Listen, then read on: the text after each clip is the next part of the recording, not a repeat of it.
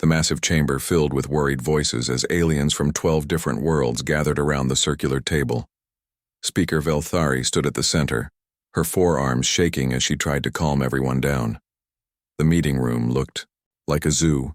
Some aliens had tentacles, others had scales, and a few looked like walking crystals. "Please, everyone listen." Velthari's voice echoed through the chamber. Her people, the Ashanti, were known for staying calm during trouble. But today even she looked scared.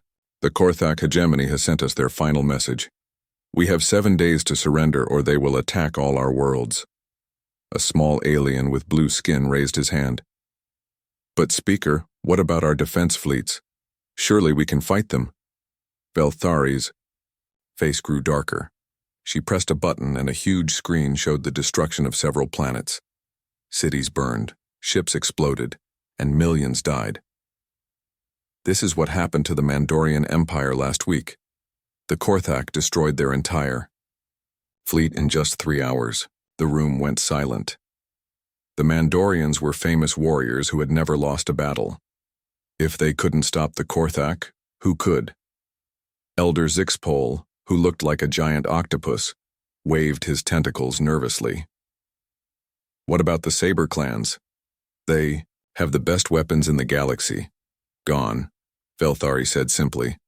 "The Korthak have new weapons, plasma fusion cannons that can cut through any shield we know. They destroyed the Saber homeworld yesterday." The aliens began talking all at once. Some wanted to run away to distant galaxies. Others suggested hiding on empty planets. A few brave ones still wanted to fight, but nobody knew how. Then a young delegate from the water world of Aquatica spoke up. Her name was Ripple, and she was new to the council. "What about the humans?" she asked in a small voice. Every alien in the room stopped talking. The silence was so complete that you could hear the air recycling systems humming. Even the translator devices seemed to pause. Velthari's 4 eyes grew wide with fear. "No," she said firmly. "Absolutely no. We do not talk to Earth. We do not ask for their help. The quarantine stays in place." "But Speaker," Ripple continued, "I've read the old files. The humans are strong fighters. Maybe they could help us." "The quarantine exists for good reasons," Velthari snapped. "Those reasons have not changed. We will find another way." But around the table, several aliens looked at each other with meaningful expressions. Ambassador Quintar from the plant world of Verdania touched his communication device quietly. Captain Trixion from the machine world of Metallica made a small note on his datapad. They didn't speak, but they were thinking the same thing. As the meeting broke up with no real plan, small groups of aliens gathered in corners to whisper.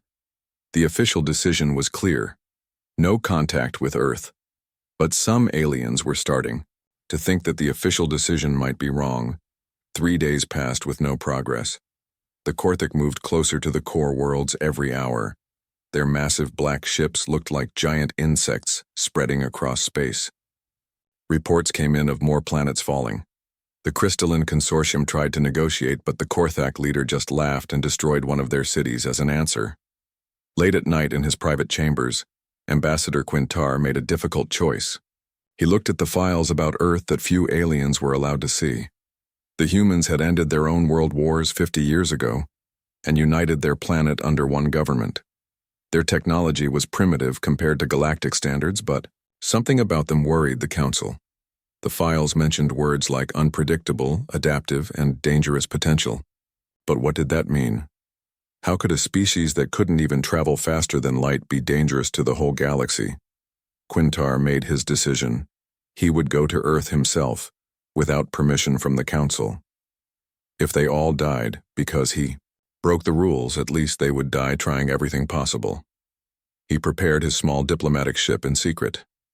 His aide, a young alien named Flux Ara, who had bird-like wings, agreed to come with him. "Are you sure about this, Ambassador?" she asked as they loaded supplies. "I'm not sure about anything anymore," Quintar replied. "But doing nothing means we all die for certain. At least this way, we have a chance." They left during the night shift when fewer people were watching the spaceports. Their ship was small and fast, designed for secret missions. As they jumped to faster-than-light travel, Quintar wondered if he was making the biggest mistake of his life. Back on the council station, Speaker Velthari discovered what had happened when she arrived for the morning briefing. Security reported that a diplomatic ship had left without proper clearance. When they told her who was on it, her face went pale. "Send ships after them," she ordered. "Stop them before they reach the Sol system." "Speaker," her aide asked carefully, "why are we so afraid of the humans? The files are classified above my level." Velthari looked out at the stars through the big window. Somewhere out there, the Korthak were getting ready to destroy everything she knew and loved. Somewhere else, a desperate ambassador was flying toward a small blue planet that might be their salvation or their doom. "Because," she said quietly, "every species in the galaxy has limits. We know what we can and cannot do. We accept our place in the universe. But humans don't seem to understand the concept of impossible. And that makes them the most dangerous species we've ever encountered." She pressed the emergency alert button. Within minutes, 3 council warships were racing toward Earth, trying to stop Quintar before he could wake up humanity. But space was big and time was running out. The ships chasing Quintar were faster, but he had a head start. As his ship approached the edge of human space, he wondered what he would find on Earth. Would the humans help them? Could they help them? Or would this desperate gamble doom them all? Behind him, the council ships pushed their engines harder, knowing that the fate of the galaxy might depend on stopping one small diplomatic vessel from reaching a small blue world that most aliens had never heard of. Quintar's small ship shook as it dropped out of faster-than-light travel near Earth's moon. The planet looked beautiful from space: blue oceans, white clouds, and green continents. It seemed too peaceful to be the home of a dangerous species. "Ambassador, we're getting scanned," Fluxara reported from her position at the controls. "Their technology is primitive, but they found us very quickly." Before Quintar could reply, a strong voice came through their radio speakers. "Unknown ship, this is Commander Park Tae-woo of the Earth Defense Force. You are in our protected space. Tell us why you're here immediately." The voice was calm but firm. Quintar had studied human languages during his journey, and he was surprised by how controlled the human sounded. Most species would be excited or scared when meeting aliens for the first time. Deep below the city of Seoul, Commander Park Tae-woo studied the alien ship on his screen. The underground command center was built like a fortress, with thick walls and advanced computers. Around him, dozens of humans worked at control stations, monitoring Earth's defenses. "Sir, the ship is small and appears unarmed," reported Lieutenant Kim Bora from her communication station. "They're using standard diplomatic frequencies. I think they want to talk." Park Tae-woo was a veteran of Earth's unification wars. He had seen enough battles to know when someone wanted to fight and when they wanted to talk. This alien ship was clearly asking for help, not threatening them. "Contact Admiral Lee Soo-jin," he ordered. "Tell her we have visitors, and get Dr. Choi Min-ho down here. If we're going to talk to aliens, we need our best people." Within 2 hours, the alien ship was guided to a landing pad at a secret military base. Security was tight. Soldiers with advanced weapons surrounded the landing area, and scientists with detection equipment checked for diseases or dangerous technology. Quintar and Fluxara stepped out of their ship nervously. The humans who greeted them were smaller than most galactic species, but they moved with confidence and purpose. Their leader was a woman with short black hair wearing a military uniform covered in medals. "I am Admiral Lee Soo-jin," she said through a translation device that the humans had quickly built. "Welcome to Earth. We understand you need our help." The meeting took place in a clean, white room with no windows. The human delegation was small but impressive. Dr. Choi Min-ho was a brilliant scientist who seemed to understand complex ideas very quickly. Ambassador Yoon Hai-rin spoke several alien languages and had studied galactic politics. Admiral Lee Soo-jin was clearly in charge, with sharp eyes that missed nothing. Quintar began his story carefully.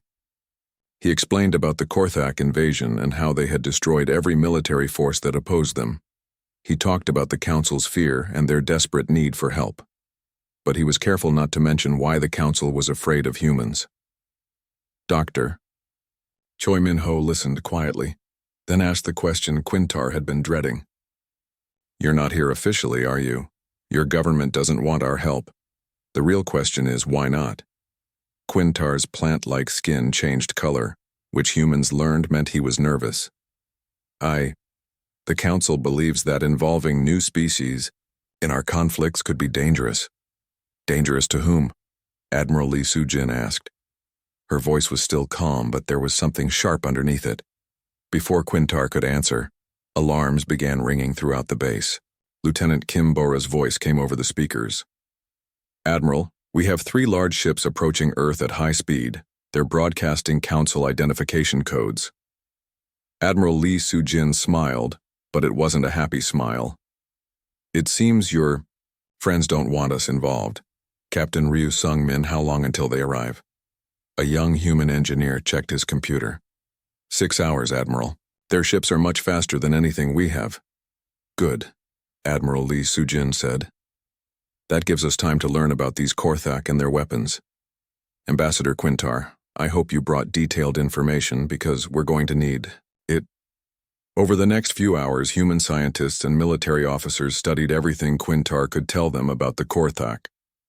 Dr. Song Dabin, a physicist, examined recordings of Korthak weapons in action. Captain Nam Ji-hoon, a tactical expert, studied their battle strategies. Their weapons are powerful but inefficient, Dr. Song reported. They waste a lot of energy to create impressive explosions. Our kinetic weapons might be more effective than they expect. Captain Nam Ji-hoon nodded. They fight like bullies, using overwhelming force to scare enemies into surrendering. But their tactics are simple. They've never fought an enemy that adapted to their methods. As the Council ships got closer, Fluxara asked the question that was worrying her. Why are you helping us? You don't know us, and this isn't your fight. Commander Park Tae-woo, who had been quiet during most of the discussions, finally spoke. Because it's the right thing to do. And because bullies need to be stopped before they get too strong. Admiral Lee Soo-jin was studying star charts with her officers. How many ships do the Korthak have? At least 200 in their main fleet, Quintar replied. Each one is larger than your biggest ship and armed with plasma fusion cannons that can destroy a city. The humans looked at each other. Earth's entire space fleet had only 30 combat ships, and they were much smaller than what Quintar was describing. Any reasonable species would realize they were outmatched and refuse to help. But Dr. Choi Min-ho was making notes on a datapad. We'll need to modify our ships quickly, add better shields, and upgrade our weapons. How much time do we have before the Korthak reach the core worlds? 4 days, Quintar said. Enough time, Admiral Lee Soo-jin decided. Captain Ryu Sung-min, start the modifications immediately. We'll use our fastest ships and our best crews. As the first Council ship entered Earth's solar system, Commander Park Tae-woo received a communication from its captain. Human vessel, you will return the stolen diplomatic ship immediately. Any interference in galactic affairs will be considered an act of war. Park Tae-woo looked at Admiral Lee Soo-jin, who nodded. He opened a channel to the Council ship. Council vessel, this is Earth Defense Command. We have accepted a request for assistance from a legitimate galactic government. We will provide that assistance. You don't understand, the Council captain replied, his voice full of panic. You cannot become involved in this conflict. The consequences would be catastrophic. Catastrophic for whom? Admiral Lee Soo-jin asked, taking over the communication. For the Korthak? There was a long silence. Then the Council captain said quietly, for everyone. But it was too late.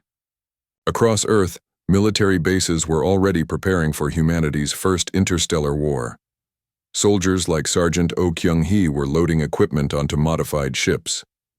Engineers were working around the clock to install new weapons and shields. Ambassador, Yoon Hae-rin looked at Quintar with concern. Your people are more afraid of us than they are of the Korthak. Why? Quintar's skin color shifted again. I don't know. The files about humans are classified at the highest levels. Only the Council. Speakers have access to them. As Earth's small fleet prepared to depart, the Council ships held their position at the edge of the solar system. They could have attacked, but they didn't. They just watched and waited, as if they were afraid of what might happen if they interfered. The truth about humanity was about to be revealed to the galaxy, and that truth was more dangerous than any weapon. Earth moved faster than any planet in galactic history. Within 24 hours of learning about the Korthak threat, every military base on the planet was working at full speed. Factories that normally built cars were now building weapons. Scientists who studied medicine were now studying alien technology. In a secure laboratory beneath Tokyo, Dr. Choi Minho worked with his team to understand Korthak weapons. They had samples that Quintar brought, along with detailed recordings of battles. Dr. Song Dabin studied the energy patterns while Captain Ryu Sung-min figured out how to defend against them. "Look at this," Dr. Song said, pointing to numbers on his computer screen. "Their plasma fusion cannons use brute force. They put so much energy into each shot that half of it gets wasted as heat and light. It's impressive to watch, but it's not efficient." Dr. Choi Minho nodded. "Like using a sledgehammer to crack an egg. It works, but it's wasteful. Our kinetic rounds should punch right through their energy shields." Captain Ryu Sung-min was already designing modifications for Earth's ships. "We can't match their firepower, but we don't need to. We just need to hit them where it hurts." Across the planet, military units prepared for deployment. Sergeant Oh Kyung-hee led her Special Forces team through combat training, learning to fight in zero-gravity and alien environments. Her team practiced boarding enemy ships and fighting in narrow corridors, where their smaller size would be an advantage. Captain Nam Ji-hoon commanded Earth's tactical fighter wing. His pilots were the best Earth had, veterans of air battles during the Unification Wars. They studied Korthak flight patterns and developed new strategies for fighting in space. "The Korthak fly in straight lines," Captain Nam told his squadron leaders. "They rely on their shields and heavy weapons to smash through enemy formations, but we're not going to line up and trade shots with them." Meanwhile, Admiral Lee Soo-jin planned the overall strategy in the main command center. The room was filled with displays showing ship positions, weapon capabilities, and battle simulations. Her staff worked around the clock to prepare for humanity's first interstellar battle. Ambassador Quintar watched all this activity with growing amazement and fear. He had seen many species prepare for war, but never like this. Most galactic civilizations had military traditions that went back thousands of years. They fought the same ways their ancestors had fought, using proven tactics and traditional honor codes. Humans were different. They looked at war like a problem to be solved, not a ritual to be performed. They didn't care about honor or tradition. They cared about winning with minimum casualties on their side. "How did your species become so good at war?" Quintar asked Dr. Choi during a break between experiments. Dr. Choi looked thoughtful. "We're not good at war, we're good at solving problems. War is just a very dangerous type of problem. But your weapons, your tactics, you've adapted to fighting the Korthak in just 2 days. Most species take years to develop new military strategies." "Most species probably don't have to," Dr. Choi replied. "Earth is a dangerous planet. We've had to adapt quickly to survive. Earthquakes, storms, diseases, predators, and yes, wars with each other. Species that couldn't adapt died out millions of years ago." Fluxara, who had been listening quietly, asked the question that worried her most. "What happens after you defeat the Korthak? Will you want to conquer the galaxy too?" Admiral Lee Soo-jin overheard the question and came over to join the conversation. "Why would we want to do that? Conquest is inefficient. It's much easier to trade and cooperate than to fight and occupy." "But you'll have the power," Fluxara insisted. "Your technology will advance from studying Korthak ships. Your military will be the strongest in the galaxy. Power without purpose is just a waste of energy," Admiral Lee Soo-jin said simply. "We have everything we need on Earth. What we want from the galaxy is knowledge, trade, and friendship. Conquering people doesn't give us those things." As the third day arrived, Earth's small fleet prepared for departure. 30 ships modified with the best technology humanity could produce in 72 hours. Each ship carried crews trained in new tactics and equipped with weapons designed specifically to fight the Korthak. The flagship Soul's Pride was under Admiral Lee Soo-jin's direct command. Captain Nam Ji-hoon led the fighter squadrons, while Commander Park Tae-woo oversaw special operations. Their mission was simple in concept but terrifying in practice. Defeat a fleet of 200 enemy ships using 30 modified vessels and human ingenuity. Ambassador Quintar asked to come along as an observer, even though it was extremely dangerous. "I need to see this for myself," he explained. "I need to understand what humans really are." As the fleet prepared to jump to faster-than-light speed, the Council ships that had been waiting at the edge of Earth's solar system sent a final message. "Admiral Lee Soo-jin," came the voice of Council Captain Trixion.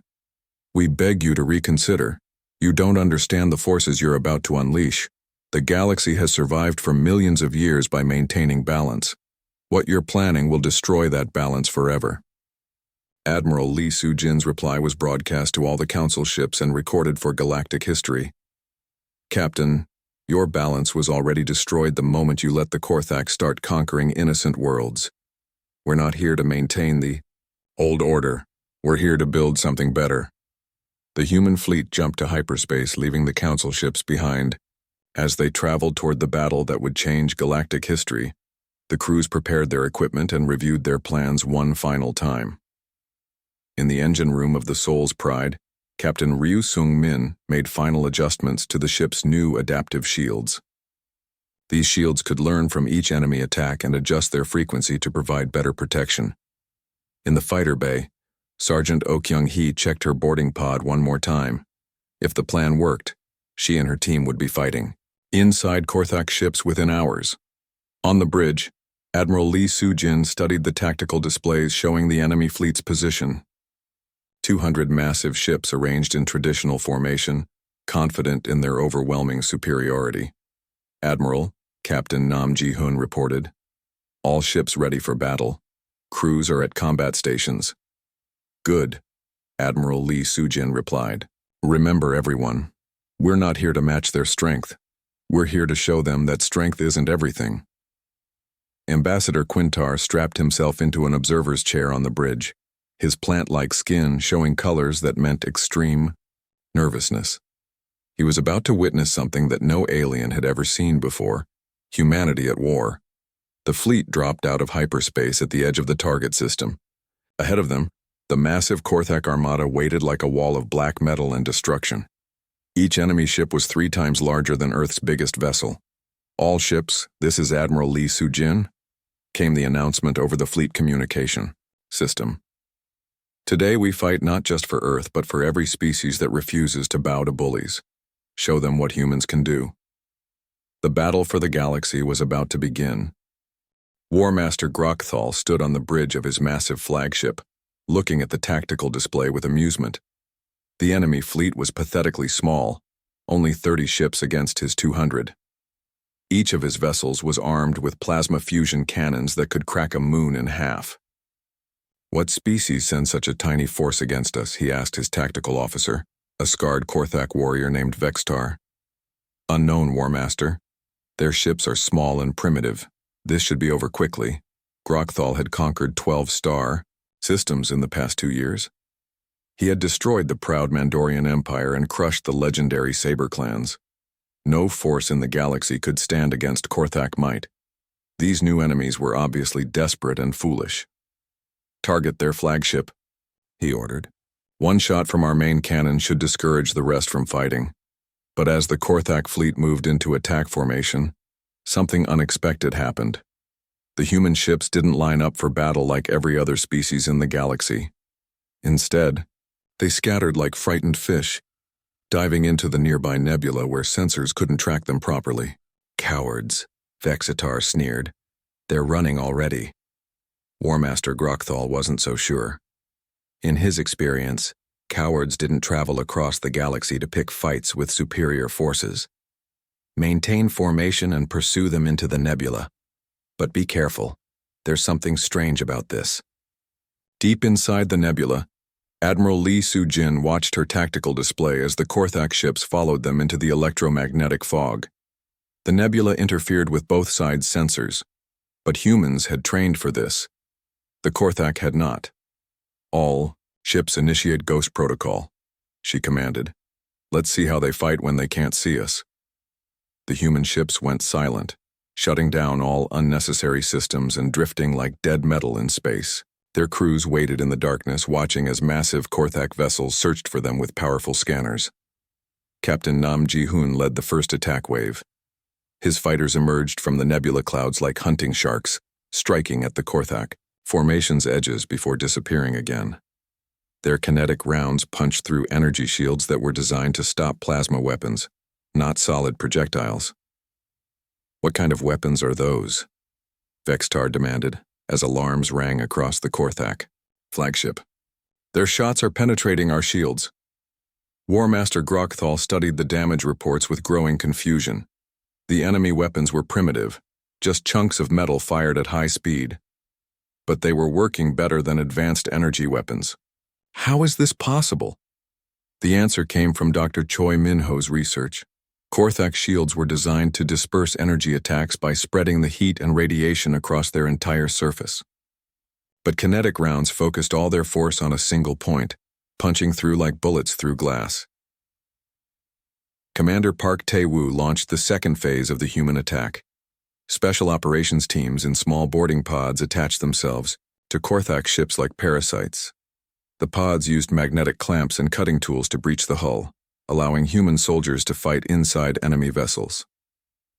Sergeant Oh Kyung-hee led her team through the corridors of a Korthak cruiser, moving quickly and quietly toward the engine room. The Korthak were larger and stronger than humans, but they were used to fighting in open space with heavy weapons. In the narrow corridors of their own ships, their size worked against them. "Plant the charges here and here," she whispered to her team as they reached the main power conduit. "We'll take out their weapons and engines but leave life support intact." This was the key difference between human and Korthak warfare. The Korthak fought to destroy their enemies completely. Humans fought to win with minimum casualties on both sides. They disabled enemy ships instead of destroying them, captured crews instead of killing them. War Master Grokthal felt his flagship shake as internal explosions damaged critical systems. "How did they get aboard? Our shields are still active." "Unknown. War Master," Vextar reported, his voice shaking with fear. "But we're losing ships throughout the fleet. They're attacking from inside our own vessels." As the battle continued, the Korthak discovered that all their advantages meant nothing. Their powerful weapons couldn't target enemies they couldn't see. Their heavy shields couldn't stop attacks from inside their own ships. Their superior numbers were useless when the humans refused to fight a traditional battle. Captain Ryu Sung-min's adaptive shields were learning from each Korthak attack, adjusting their frequency to provide better protection. What had been devastating? Weapons in the first few minutes of battle became less effective with each shot. "Their defenses are adapting," Vextar reported in panic. "Our weapons are becoming less powerful against them." "That's impossible," War Master Grokthal snarled. "No species can modify their technology during battle, but humans could. Their shields used advanced computers to analyze incoming fire and adjust protection in real time. Every shot the Korthak fired taught the human defenses how to stop the next one." Admiral Lee Soo-jin watched the battle progress with calm satisfaction. The plan was working perfectly. Instead of trying to match Korthak's strength with strength, humans used speed, stealth, and adaptability. They turned the Korthak's own advantages against them. "Phase 3, she announced to her fleet, "begin capture operations." This was the most audacious part of the human strategy. Instead of destroying the Korthak fleet, they were going to capture it. Human boarding teams had disabled most of the enemy ships from within. Now specialized crews moved in to take control of the vessels and arrest their crews. War Master Grokthal found himself surrounded by human soldiers on his own bridge. These small primitive beings had somehow defeated the greatest military force in galactic history. It was impossible, but it was happening. "Surrender now, and your crew will be treated well," Admiral Lee Soo-jin said, as she stepped onto the Korthak. bridge wearing simple combat armor.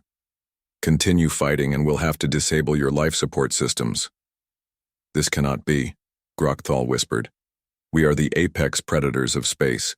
We have conquered a dozen warrior species. Admiral Lee Soo-jin looked at him with something that might have been pity. That was your mistake. You thought of war as conquest. We think of it as problem-solving. Around the battlefield, the same scene was playing out on ship after ship. Korthak crews found themselves prisoners on their own vessels, captured by an enemy they had underestimated completely. Not a single Korthak had been killed.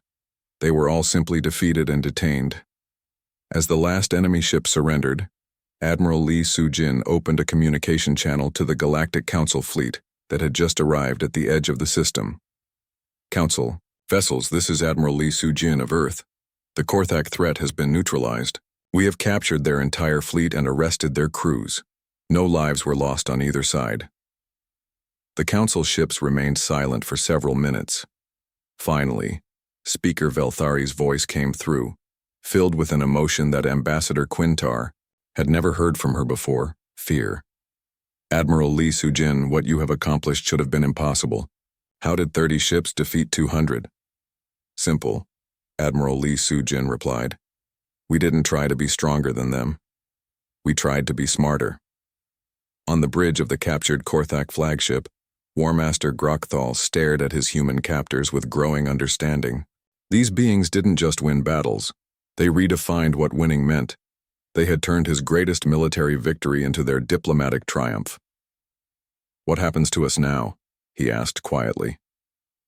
Admiral Lee Soo-jin considered the question carefully. That depends on what you choose to do next. You can continue being conquerors or you can learn to be something else. As word of the human victory spread across galactic communication networks, species throughout the galaxy began to ask the same question. Who were these humans and what did they want? The answer would change everything. News of the human victory traveled across the galaxy faster than any ship. On hundreds of worlds, billions of beings watched the impossible battle reports with growing amazement. The mighty Korthak hegemony, which had conquered 12 star systems in 2 years, had been defeated in 6 hours by a species that most aliens had never heard of. War Master Grokthal sat in a comfortable prison cell aboard the human flagship, staring at the wall and trying to understand what had happened to him. His cell was clean and well lit, with good food and medical care. The humans treated their prisoners better than most species treated their guests. Admiral Lee Soo-jin visited him on the second day after the battle. She brought tea and sat across from him like they were having a friendly conversation. Why didn't you kill us? Grokthal asked. In galactic history, when one military force defeats another, the losers die. That's how war works. Maybe that's how your wars work, Admiral Lee Soo-jin replied calmly. Human wars are different. We fight to solve problems, not to eliminate enemies. Killing you wouldn't solve the problem of galactic peace. But we are your enemies. We would have destroyed your worlds if we had won. Would you still do that now? Admiral Lee Soo-jin asked. Grokthal thought about it for a long time. His entire life had been built around the idea that the Korthak were the strongest species in the galaxy. That strength gave them the right to rule over weaker races. But humans had proven that there were different kinds of strength. I don't know, he admitted finally. I need to think about many things. While the Korthak prisoners considered their futures, human technical teams were busy studying captured alien technology. Captain Ryu Sung-min led a group of engineers through the massive enemy ships, learning how their systems worked. Look at this, Dr. Song Dobbin said as she examined a Korthak plasma cannon. The power systems are incredibly advanced, but they're designed for maximum destruction rather than efficiency. We could modify these to be 3 times more powerful, while using half the energy. Dr. Choi Min-ho made notes on his datapad. Their computers are interesting too, very fast, but they only know how to follow predetermined programs. They can't adapt or learn like our systems can. Within days, human technology had advanced by centuries. But instead of using this knowledge to build bigger weapons, human scientists focused on better medicine, cleaner energy, and faster space travel. They were more interested in exploration than conquest. Meanwhile, the Galactic Council held emergency meetings to discuss what had happened. Speaker Velthari called together the highest-ranking officials from all member worlds. The meeting room was filled with worried voices and panicked discussions. "The situation is worse than we feared," announced Elder Zixpol. "The humans didn't just defeat the Korthak, they captured them without killing anyone. Do you understand what this means?" Ambassador Quintar, who had witnessed the battle firsthand, tried to explain. "It means they fight differently than any species we've encountered. They're not conquerors or destroyers, they're problem solvers." "That's exactly what makes them dangerous," Velthari replied. "Every species in the galaxy accepts certain limitations. We know what we can and cannot do. We find our place in the galactic order and stay there. But humans see every limitation as a puzzle to solve." Captain Trixion, who had commanded the council ships that tried to stop human involvement, spoke up nervously. "What if they decide that the current galactic government is a problem that needs solving?" The room fell silent as this possibility sank in. If humans could defeat the Korthak so easily, what could stop them from reshaping galactic civilization according to their own ideas? Back on Earth, government leaders were having their own discussions about the future. President Moon Jae-in met with Admiral Lee Soo-jin and the other military commanders to plan humanity's next steps. "The galaxy knows about us now, President," Moon said. "We can't go back to being isolated. What do we do next?" Dr. Choi Min-ho, who had been appointed as Earth's first xenobiology minister, offered his analysis. "The other species are afraid of us, but not because they think we'll attack them. They're afraid because we represent change, and they've built their entire civilization around avoiding change." Ambassador Yoon Hae-rin nodded. "I've been studying galactic history. Most species reach a certain level of technology and culture, then stop advancing.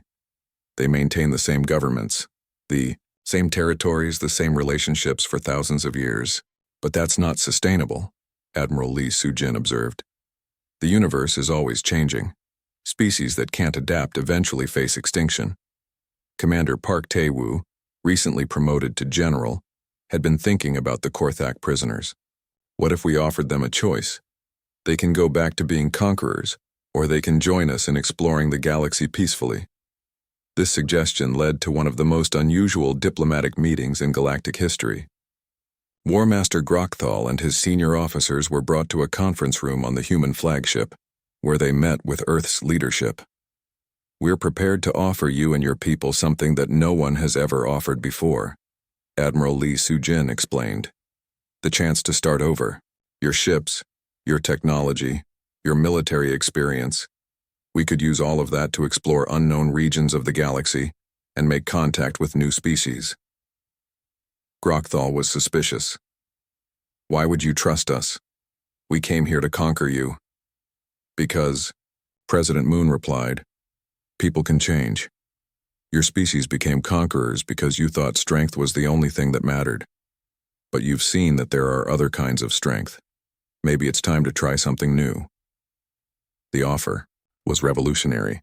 Instead of being punished for their aggression, the Korthak were being invited to become partners in humanity's exploration of space. Some Korthak officers rejected the idea immediately, preferring to return home in defeat.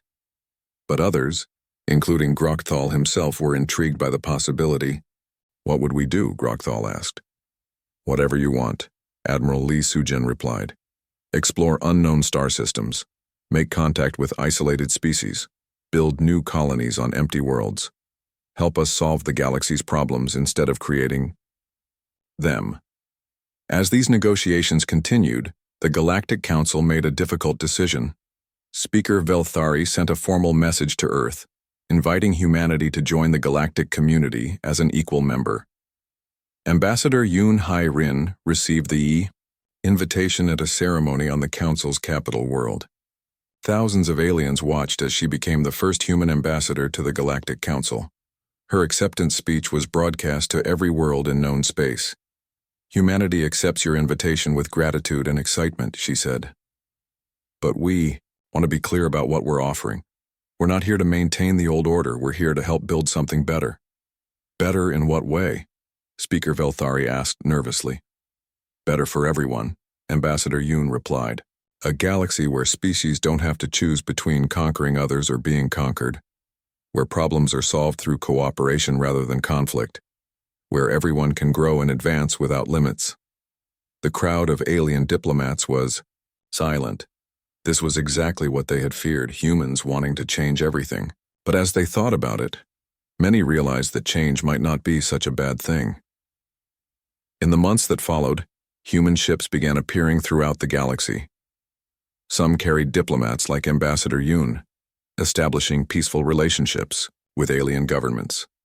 Others carried scientists like Dr. Choi Min-ho, sharing advanced technology and medical knowledge. The most surprising ships carried mixed crews of humans and reformed Korthak, exploring regions of space that had never been mapped. War Master Grokthal commanded one of these vessels, learning to use his military skills for peaceful purposes. On his ship's bridge, Grokthal worked alongside Captain Nam Ji-hun and Sergeant Oh Kyung-hee, planning their next mission to contact an isolated species near the Galactic Rim. The former enemies had become friends and partners. "I still don't understand how you defeated us so easily," Grokthal admitted to his human colleagues. Captain Nam Ji-hun smiled. "Simple. You fought the war you expected. We fought the war that actually happened." As the first year of human involvement in galactic affairs ended, the changes were visible everywhere. Trade increased as species shared technology and resources. Conflicts decreased as human mediators helped solve disputes peacefully. New colonies were established in previously unexplored systems, but the biggest change was in how aliens thought about themselves and their future. The old idea that species had fixed limits and unchanging roles was disappearing. Across the galaxy, beings were asking themselves, if humans can change everything, what might we be able to change too? In her final report to Earth, Ambassador Yoon wrote, "The galaxy is waking up from a very long sleep.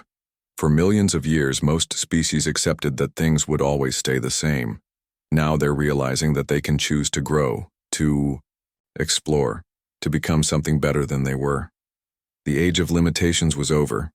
The age of possibilities had begun.